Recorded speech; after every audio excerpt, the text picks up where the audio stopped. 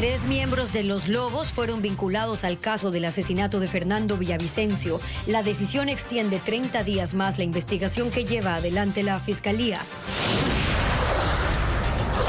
6 legisladores del correísmo son acusados de extralimitarse en sus funciones por haber ingresado a un hospital de Quito y denunciar supuestas irregularidades. El caso pasará a la Comisión de Salud de la Asamblea.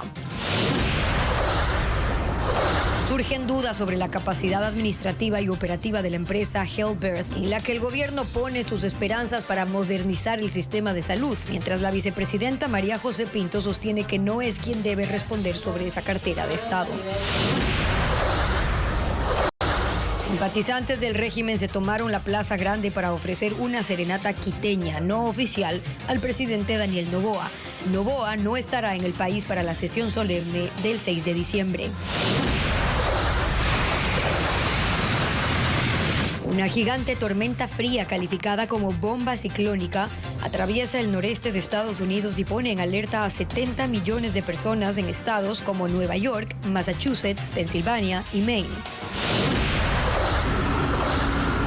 Bajo las calles de Quito se vive a otro ritmo. En el metro de la capital, que cumplió 2 años, los quiteños tienen otra cultura y dejan de lado el estrés y el bullicio de la superficie. Buenas tardes, amigos. Iniciamos con la información este martes 2 de diciembre del 2025. Alias Pipo y otros 2 cabecillos de la banda de Los Lobos serán procesados por el asesinato de Fernando Villavicencio. Ellos se suman a Javier Jordán, José Serrano, Ronnie Aliaga y Daniel Salcedo. La Fiscalía pidió fecha para la audiencia. Como estaba previsto, en el último día de la instrucción fiscal del caso Magnicidio FB, la Fiscalía pidió a la jueza que convoque a audiencia para procesar a 3 cabecillas de la banda de Los Lobos por su participación en el asesinato de Fernando Villavicencio. En la solicitud se incluye la ficha de cada uno. Wilmer Giovanni Chavarría Barré, alias Pipo, detenido el 16 de noviembre en España en el operativo Renacer, quien cambió su imagen y se ocultaba bajo el nombre falso de Daniel Fernández Calderón. Permanece en la cárcel de Málaga y bajo asistencia penal internacional se solicitó que rinda versión telemática. Él es identificado como el jefe máximo del grupo delictivo.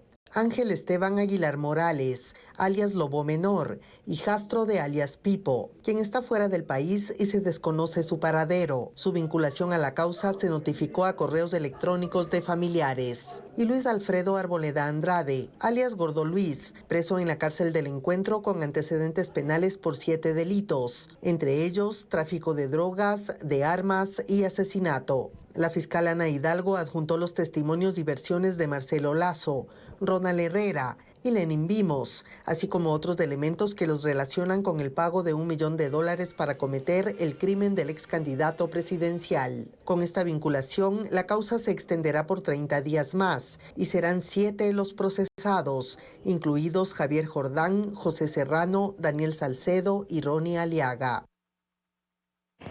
El exoficial de la policía, Ronald Herrera, es un testigo clave en el caso Villavicencio. Él sostiene que Daniel Salcedo y José Serrano le ordenaron seguir al entonces candidato presidencial antes de su asesinato. Ahora, ¿cómo pasó de las filas del orden a convertirse en la mano derecha de Salcedo? Fabiola Santana lo cuenta en la siguiente nota. Ronald Herrera es el testigo clave de la Fiscalía en el caso Villavicencio. Es un exoficial de policía que actualmente podría ser capitán, pero en su lugar es un reo cercano a Daniel Salcedo.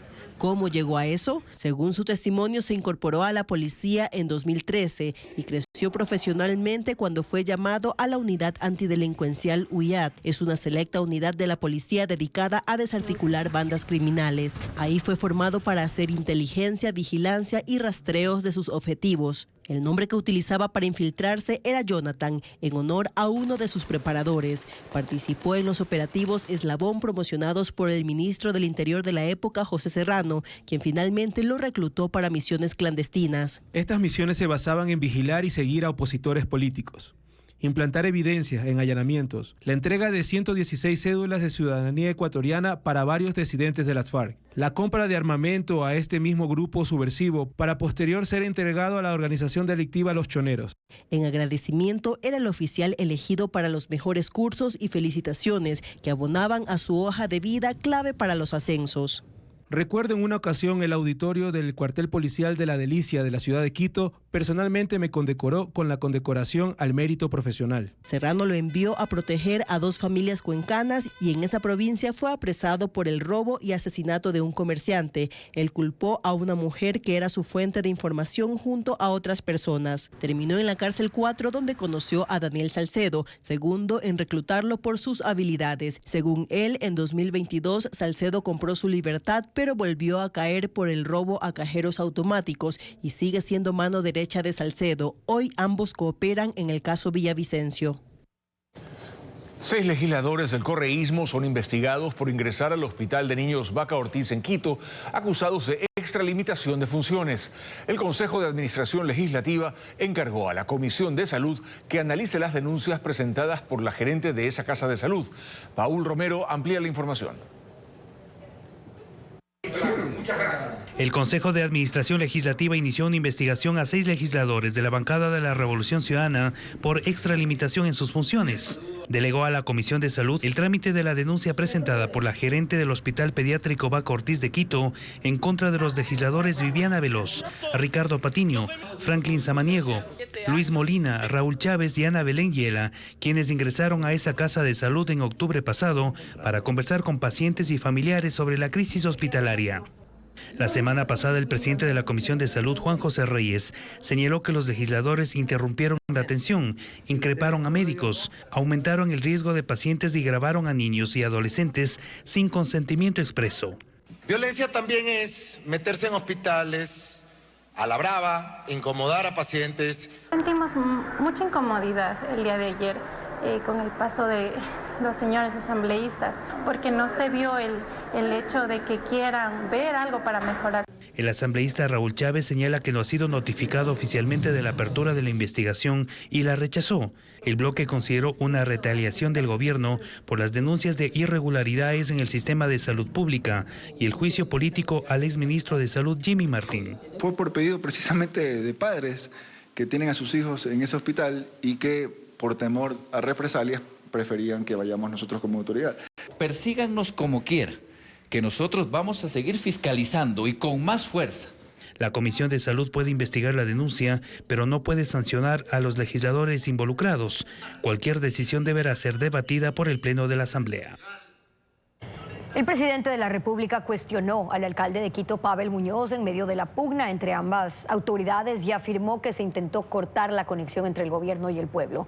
El jefe de Estado recibió esta mañana la serenata quiteña de colectivos ciudadanos que lo respaldan. Patricio Díaz está en la Plaza Grande con más detalles. Patricio.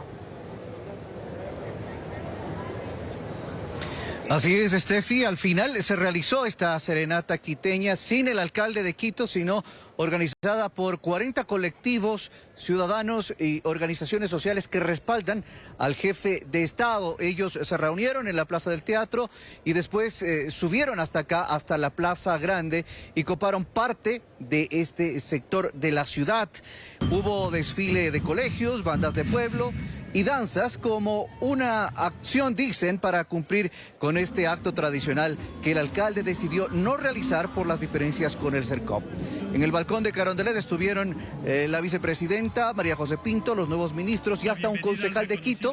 El presidente también bajó luego con su esposa, mientras los organizadores le ofrecían una serenata con un trío. Los ministros y la vicepresidenta también participaron de un baile con las tradicionales canciones quiteñas aquí en la en la calle García Moreno. El presidente luego se dirigió a quienes estuvieron aquí en la Plaza Grande, cuestionó al alcalde de Quito y también anunció algunas obras que dice tendrá la ciudad el próximo año. Escuchemos. Y a esos funcionarios que no les da la gana de respetar a Quito, pues pronto se irán y ustedes mismos podrán escoger una mejor autoridad. En los próximos años, grandes obras para Quito, el Museo Nacional, que va a ser un orgullo nacional. Cumpliremos nosotros en nuestra parte del metro, pero primero que cumple el alcalde que no cumple. Y la torre oncológica será una realidad, porque la salud de los quiteños es una prioridad para todos nosotros.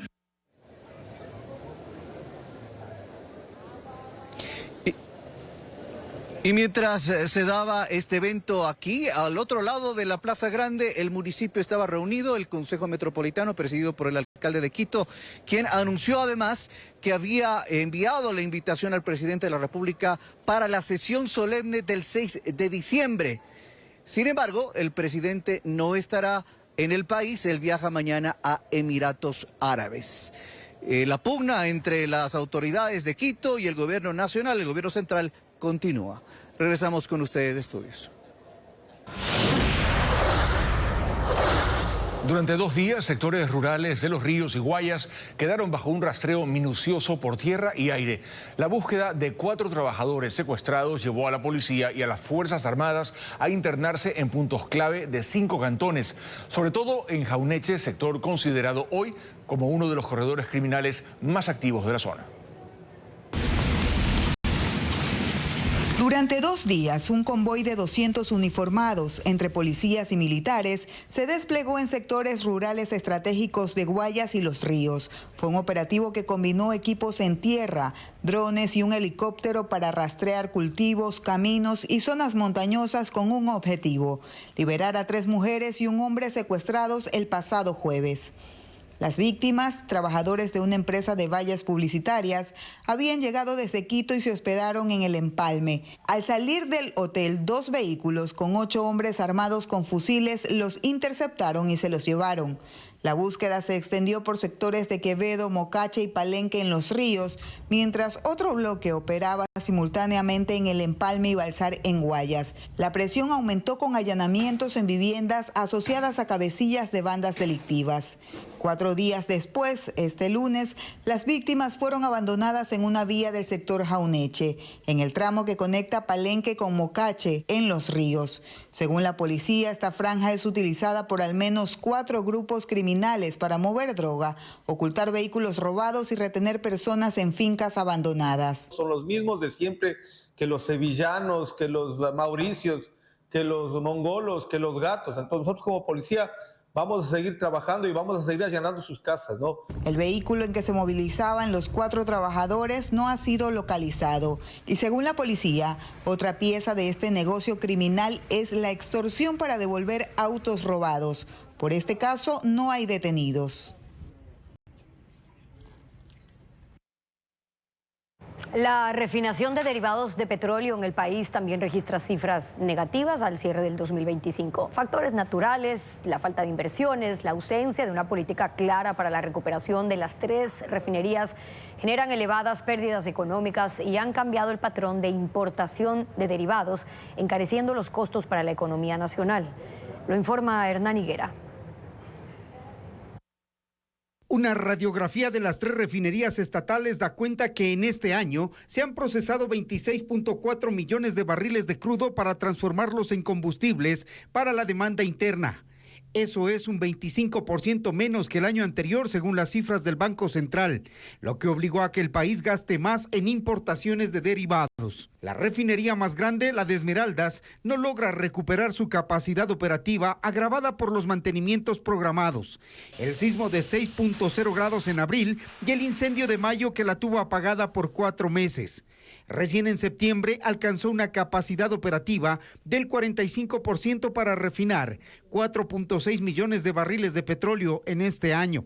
La refinería La Libertad trabaja al 51.3% de su capacidad máxima instalada.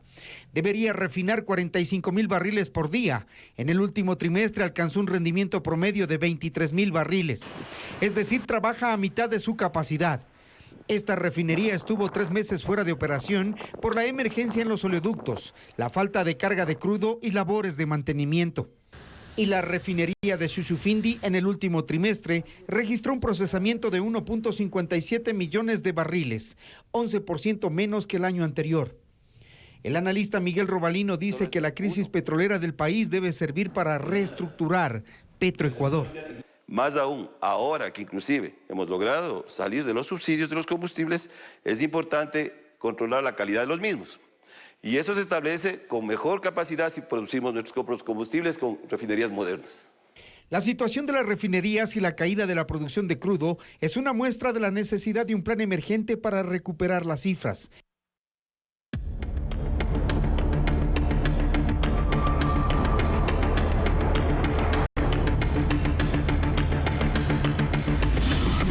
Salud. ¿Quién se hace cargo? Hay dudas y cuestionamientos contra la compañía estadounidense HealthBirth, que es la encargada de desarrollar el sistema digital que, según el gobierno, transformará la salud del Seguro Social IES con una inversión de $37,7 millones. Sin embargo, un periodista ecuatoriano acudió a las oficinas en Miami, pero se llevó la sorpresa de que no hay rastros de las operaciones de HealthBirth allí. Diego Cuenca conversó con él y nos cuenta más. En septiembre, el presidente Daniel Noboa anunciaba que HealthBirth es la compañía estadounidense que realizará el nuevo sistema con inteligencia artificial, que gestionará citas, recetas y medicamentos en el sistema de salud. HealthBirth es un sistema que estamos implementando, que ya está en la fase final. Va a estar primero en el IES y de ahí en el Ministerio de Salud Pública. En noviembre, el Consejo Directivo del IES, bajo la presidencia de Edgar Lama, quien ya dejó el cargo, aprobó el inicio de la contratación de ese proyecto tecnológico por más de $37 millones. Lo hizo a pesar de los cuestionamientos acerca de que esa empresa no cuenta con experiencia en sistemas digitales. Las dudas sobre su capacidad administrativa y operativa crecieron esta semana cuando se hizo público que las oficinas de HealthBirth en Miami, Estados Unidos, no funcionan en la dirección señalada en su página web. El periodista Galo Arellano fue personalmente al lugar en el que deberían estar las oficinas y se encontró con la sorpresa. Cuando fui a la dirección en donde se promociona en el website de HealthBirth, lo que me topé fue algo que encendió aún más mis alarmas. Y es que en ese lugar ahora funciona una galería de arte. Y prácticamente los vecinos aseguran que no saben quién es HealthBirth, qué es HealthBirth, y nadie puede dar razón de esta compañía. Arellano tocó el timbre, pero nadie lo atendió. Hace algunos días incluso se había colocado en la fachada, en la cerca, un letrero grande que decía "estamos contratando" y tenía el logo de HealthBirth. Incluso cuando uno va a Google y pone esta dirección, se pueden ver las fotografías en donde en la puerta estaba el logo de HealthBirth. Pero ahora prácticamente está el nombre de otra compañía. HealthBirth, en su cuenta de la red social X, presume de trabajar con el gobierno ecuatoriano, con el que obtuvo un contrato de $150 millones a 5 años, junto a la Corporación Nacional de Telecomunicaciones CNT, para modernizar los servicios digitales del sistema de salud pública en el país. Esa empresa fue la encargada de desarrollar la aplicación CNT Salud, una herramienta que, de acuerdo con un comunicado, promete transformar el sistema de citas médicas.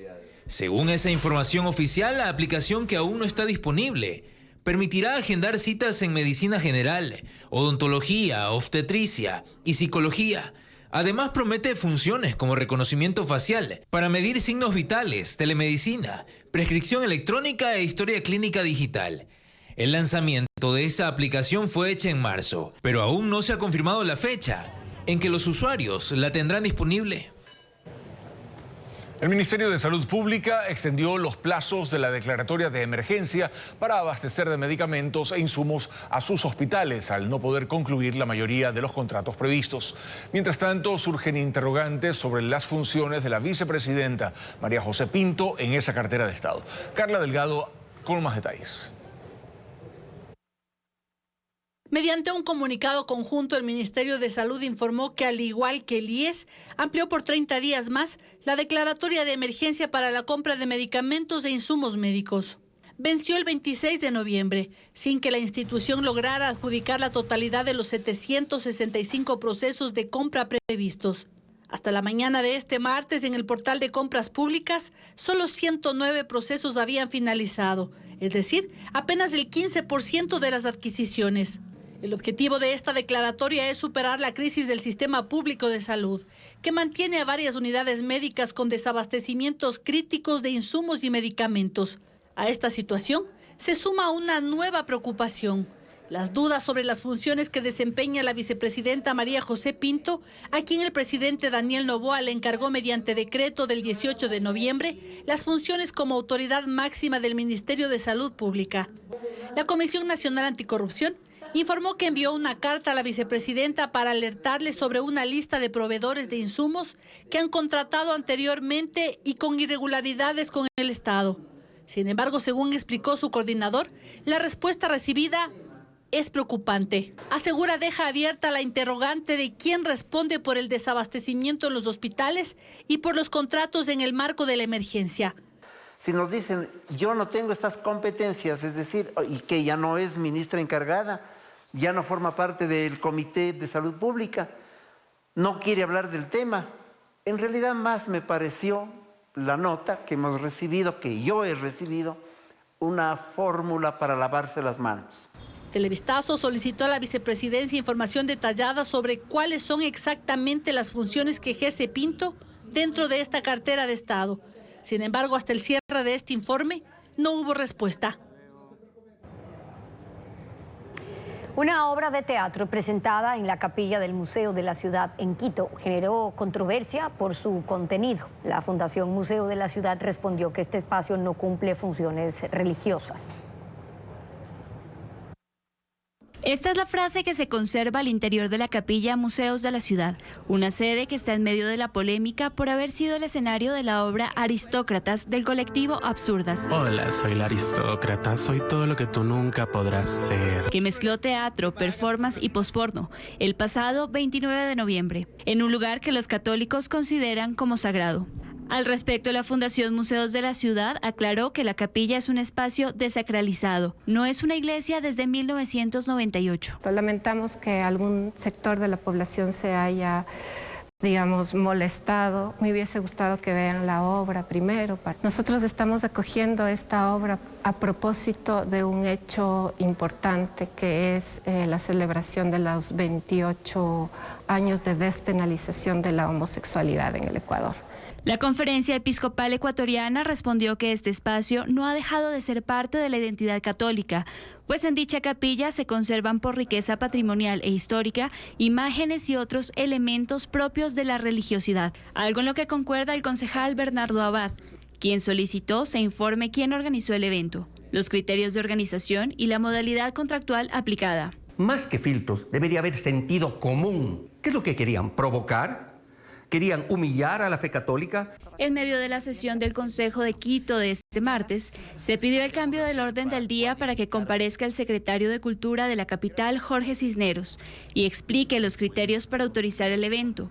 Pero no hubo votos para aprobar esa propuesta. Y sintió calor sofocante este fin de semana. No fue solo una impresión. Noviembre cerró con temperaturas extremas. El sábado, por ejemplo, se registró el día más caluroso del mes con valores que superaron los promedios históricos, Pedro. Sí, y para diciembre el INAMI advierte un escenario de contrastes. Por un lado, calor y lloviznas en la costa y por otro, aguaceros y tormentas eléctricas en la sierra y la Amazonía. ¿Y cuándo podrán iniciar las primeras lluvias fuertes en Guayaquil? Nos lo explica Fernando Terranova.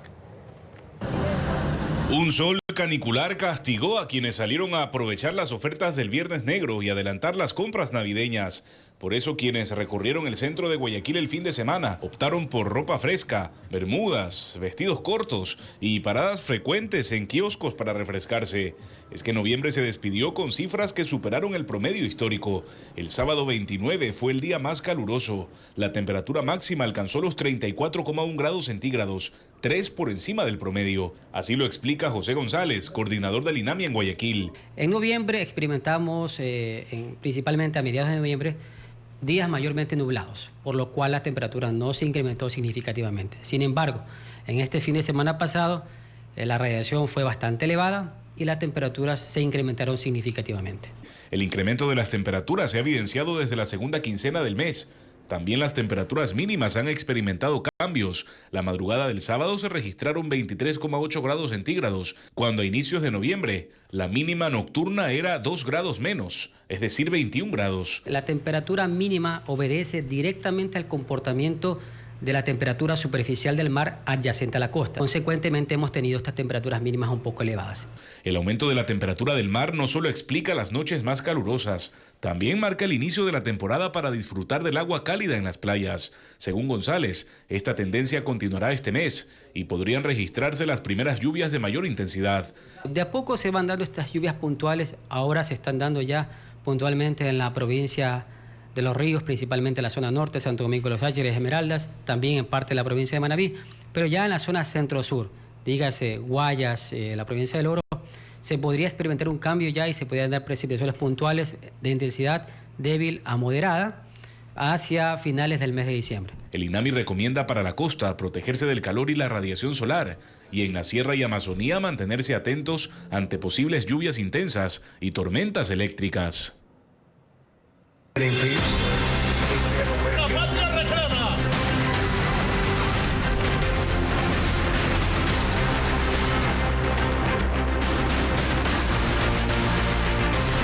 Mundo. El noreste de Estados Unidos soporta una tormenta de nieve calificada por expertos como una bomba ciclónica que pone en alerta a 70 millones de personas. Las condiciones climáticas en el noreste de Estados Unidos se complican una vez más por grandes acumulaciones de nieve y un fenómeno llamado bomba ciclónica. Hielo y nevadas generalizadas que cubren regiones extensas con el peligro de que se sumen vientos con categoría de huracán. Una tormenta que se fortalece rápidamente. Así, las nevadas del medio oeste y la región de los Grandes Lagos del fin de semana va ahora hacia los estados del este, Maine, Pensilvania, Massachusetts y Nueva York, por ejemplo. En el aeropuerto de Rochester hay brigadas de mantenimiento que quitan el hielo de los aviones, mientras que porciones del lago superior en Wisconsin empiezan a congelarse. En San Luis, Missouri, la nieve ha sido el caos para los conductores y los accidentes en carreteras son ahora cosa de todos los días. Hay 70 millones de personas en alerta por estas nevadas que hacen prever un severo invierno, que en el calendario arranca oficialmente el 21 de diciembre. Nicolás Maduro desafía a Estados Unidos, declara que nunca podrán sacarlo de Venezuela. Denunció que hay un terrorismo psicológico, mientras que medios y agencias de prensa extranjera aseguran que Donald Trump le había dado un ultimátum para que deje el poder.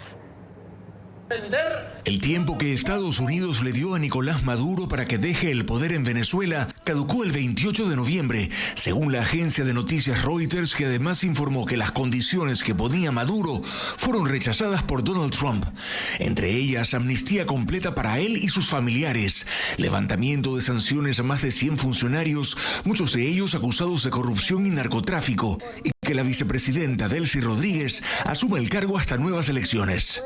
La salida de Maduro no se dio a pesar del ultimátum y en el fin de semana Donald Trump ordenó cerrar completamente el espacio aéreo venezolano, provocando la salida de al menos 6 aerolíneas extranjeras. Trump solo confirmó que hubo una llamada con Maduro. Lo único que comentó fue que no salió ni bien ni mal y en la noche del lunes reunió a su Consejo de Seguridad Nacional para hablar sobre Venezuela. No han trascendido detalles de ese encuentro y sobre la posibilidad de un despliegue de tropas en Venezuela, la secretaria de prensa de la Casa Blanca dijo que el presidente Trump tiene opciones y que será él quien hable sobre eso. Maduro, mientras tanto, dice que seguirá en el poder. Jamás nos pueden sacar del camino de construir la patria potencia que se merece este pueblo. Ha jurado lealtad al pueblo y habla de la unidad de Fuerzas Armadas para defender a Venezuela. Una crisis migratoria se registra en la frontera entre Perú y Chile. Cientos de migrantes venezolanos que buscan abandonar el territorio chileno están varados entre Arica y Tacna. Ellos aseguran que huyen de Antonio Kast, quien se perfila como futuro presidente y ha prometido mano dura contra la migración ilegal. En respuesta, ambos países militarizaron la frontera común para impedir el traslado. Un grupo de migrantes, entre ellos menores de edad, adultos y adultos mayores, permanece varado en la frontera entre Chile y Perú. Acampan en el área a la espera de que se les permita ingresar a territorio peruano. Estas personas que viajan sin documentos fueron interceptadas por militares que realizan patrullajes conjuntos para enfrentar el creciente flujo, en su mayoría, de ciudadanos venezolanos. La cooperación binacional ocurre luego de que las Fuerzas Armadas peruanas se desplazaron a esa zona limítrofe por orden del gobierno. Según reportes, el complejo fronterizo de Santa Rosa, el paso oficial del lado peruano a la región de Tacna, fue bloqueado por los migrantes, quienes exigen que se les permita avanzar hacia Perú.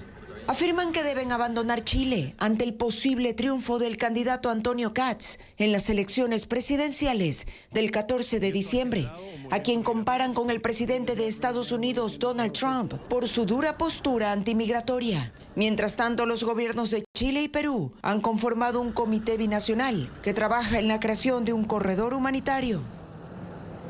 El Papa León XIV concluyó su primer viaje apostólico celebrando una misa pública en el paseo marítimo de Beirut ante unas 150.000 personas. En la homilía, el pontífice instó a Oriente Medio a adoptar nuevos enfoques para rechazar la mentalidad de venganza y violencia, superar las divisiones políticas, sociales y religiosas y enfrentar la inestabilidad regional. El viaje del Papa, que inició en Turquía el 27 de noviembre, finalizó hoy en Líbano, envía un mensaje de acercamiento entre confesiones religiosas, católicos, ortodoxos y musulmanes, para promover la unidad y la paz en regiones marcadas por conflictos históricos. El expresidente de Honduras, Juan Orlando Hernández, condenado a 45 años de prisión por tráfico de drogas, salió en libertad por el indulto otorgado por el presidente de Estados Unidos, Donald Trump. El exmandatario fue excarcelado un día después de las elecciones presidenciales en ese país. Juan Orlando Hernández, de 57 años, quien gobernó Honduras entre 2014 y 2022 y fue condenado por la justicia de Estados Unidos por narcotráfico, fue liberado este lunes según los registros del Buró Federal de Prisiones. Aunque no se han divulgado detalles adicionales sobre su excarcelación ni sobre su paradero actual, su esposa publicó un mensaje en redes sociales agradeciendo a Dios y al presidente Trump por la libertad de su marido. El exmandatario hondureño obtuvo un indulto concedido por el presidente de Estados Unidos, quien afirmó que Hernández había sido víctima de un montaje durante un juicio que ocurrió en el mandato de Joe Biden. El anuncio del indulto ocurrió horas antes de las elecciones presidenciales de Honduras, que según los resultados preliminares son liderados por Nasri Esfura, del Partido Nacional, el mismo al que pertenece Hernández. El expresidente fue condenado por una corte federal del Distrito Sur de Nueva York por conspirar con organizaciones criminales para enviar 500 toneladas de cocaína a Estados Unidos. El exmandatario, que siempre negó los cargos, fue extraditado en abril de 2022 y en marzo de 2024 sentenciado a 45 años de prisión, más 5 años de libertad condicional y una multa de $8 millones. Su hermano menor, Juan Antonio Hernández, cumple cadena perpetua en Estados Unidos por narcotráfico y había sido señalado como su socio clave en el tráfico de drogas. Mientras tanto, sigue la incertidumbre en Honduras sobre el resultado de las elecciones presidenciales. La página del Consejo Electoral lleva ya horas caídas sin actualizar los datos. Según el último corte oficial, con alrededor del 57% de las actas procesadas, Nasri Esfura mantiene una leve ventaja con el 39.91% frente al 39.89% de Salvador Nasralla, apenas 515 votos de diferencia. La tensión, claro, ha aumentado con ambos candidatos y sus seguidores que permanecen atentos al conteo, mientras parte del electorado expresa preocupación por la transparencia del proceso debido a ese margen ajustado. Un equipo de Televistazo encontró a Hachi, el perro considerado héroe por impedir que el niño Lucas Campaña muriera de hipotermia mientras permaneció perdido en el Cerro Puñay. No es el único que asciende esa montaña. Otros perros acompañan a los turistas hasta la cima. Más de su historia ahora con Diego Puente.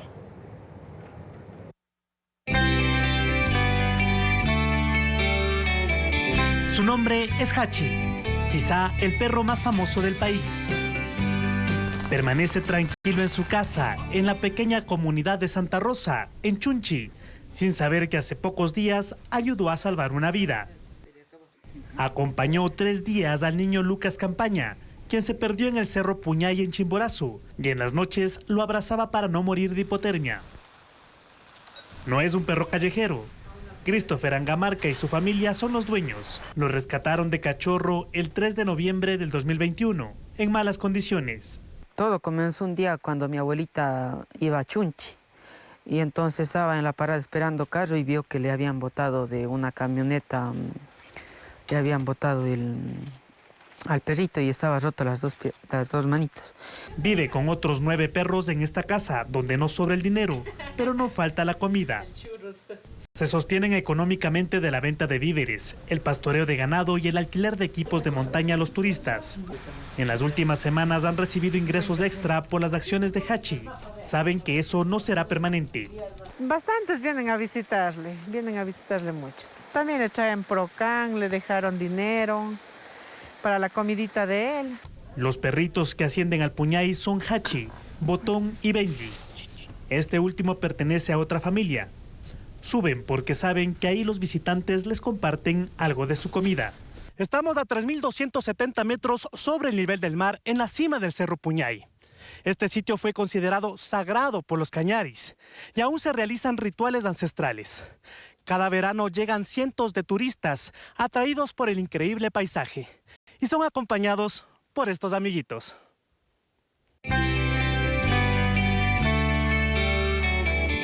Benji acompañó al equipo de Televistazo mientras armaba el campamento para una noche.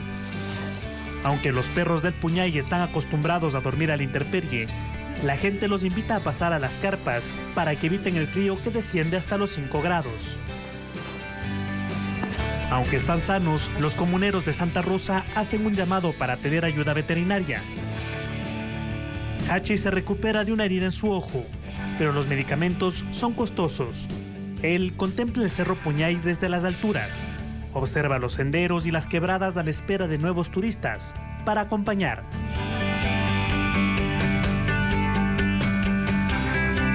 En China, un robot humanoide batió un récord Guinness al recorrer más de 100 kilómetros.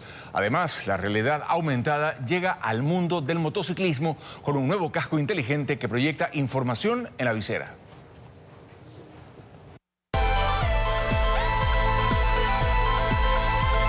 El robot humanoide Ajiboda 2 rompió un récord Guinness al recorrer más de 100 kilómetros sin detenerse en un trayecto de 3 días entre Suzhou y Shanghái, en China. Durante la travesía avanzó por calles, carreteras y puentes como si fuera un peatón más, demostrando estabilidad y autonomía incluso en entornos urbanos reales. Cuenta con un sistema de baterías de recambio rápido que permite sustituirlas sin necesidad de apagar el robot, lo que hizo posible que se mantuviera en movimiento durante todo el recorrido.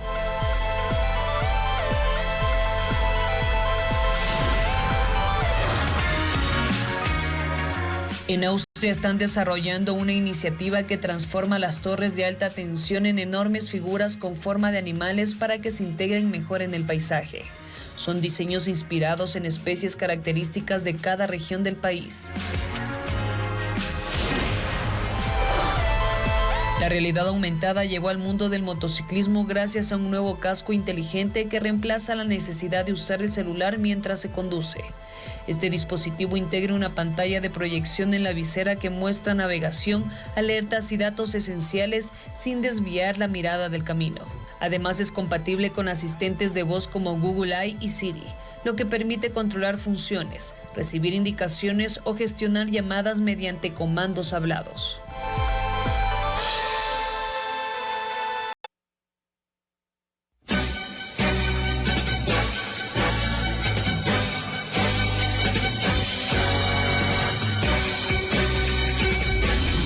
Quito de fiesta, un respiro necesario. El Quito subterráneo ha surgido con el metro y en 2 años ha sido apropiado por la ciudadanía. Los códigos de convivencia, la forma de vivir en ese espacio han creado una nueva cara para la ciudad. Carla Delgado con el recorrido.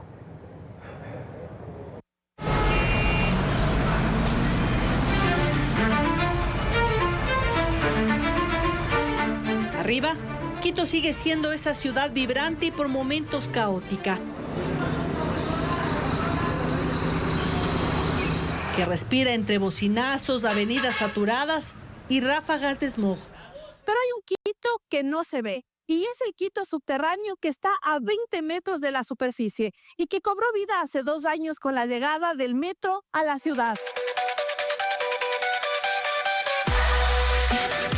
Basta descender para que el pulso cambie. Una pausa inesperada. Entre túneles iluminados y silenciosos. La ciudad se reconfigura. El tiempo corre distinto y la calma que arriba parece imposible se vuelve normal. En el Quito subterráneo, que se extiende por algo más de 22 kilómetros, las reglas parecen reescribirse. Aquí surgen otros códigos de convivencia.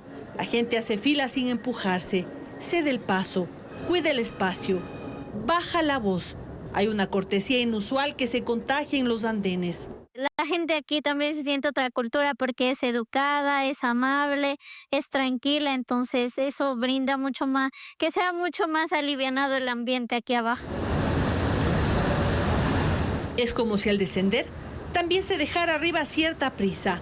Aún en medio de la urgencia de llegar al destino, se respira cierta quietud. En este Quito subterráneo queda algo de tiempo para detenerse y contemplar, por ejemplo, exposiciones urbanas. Quienes tienen o tuvieron esta magnífica idea de poder demostrar lo que fue nuestro país. Y eventos que toman desprevenidos a quienes deciden moverse bajo tierra. La seguridad se percibe de otra forma. Basta ver cómo las personas no dudan en caminar con sus celulares, usar sus dispositivos y escuchar música sin preocupación. Esta confianza se refleja en la forma relajada en que en la ciudad subterránea se disfruta del espacio.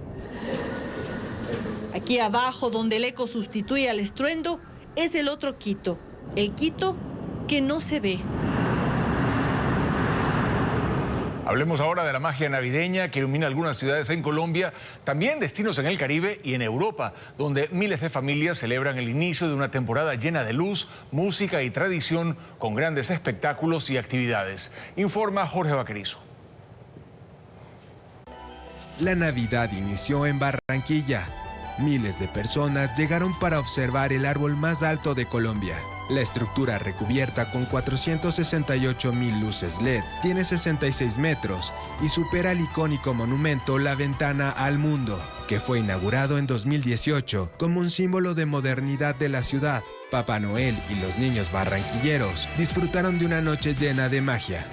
También en Colombia, el municipio de Envigado encendió el ambiente con más de 12.000 figuras navideñas que decoran toda la ciudad.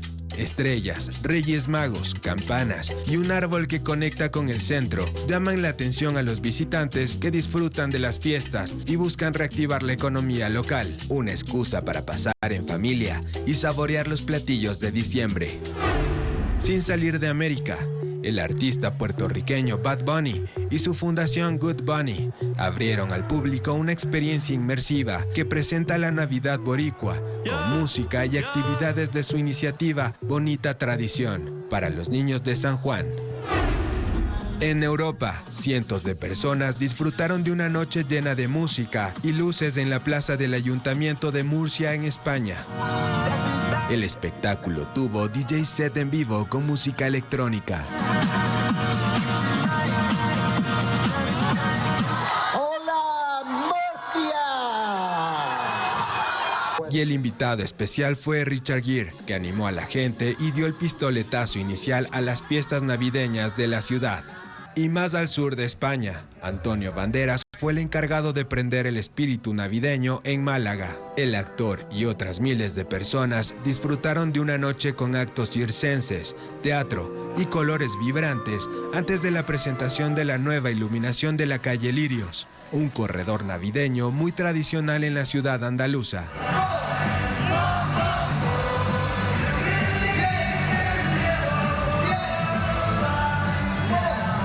Con Con eso concluimos. Recuerden que en ecuavisa.com las noticias de nuestros deportistas destacados también se actualizan minuto a minuto. Y en nuestras redes sociales pueden revisar los eventos programados por Navidad. Las noticias vuelven a las 19 horas. Que tengan una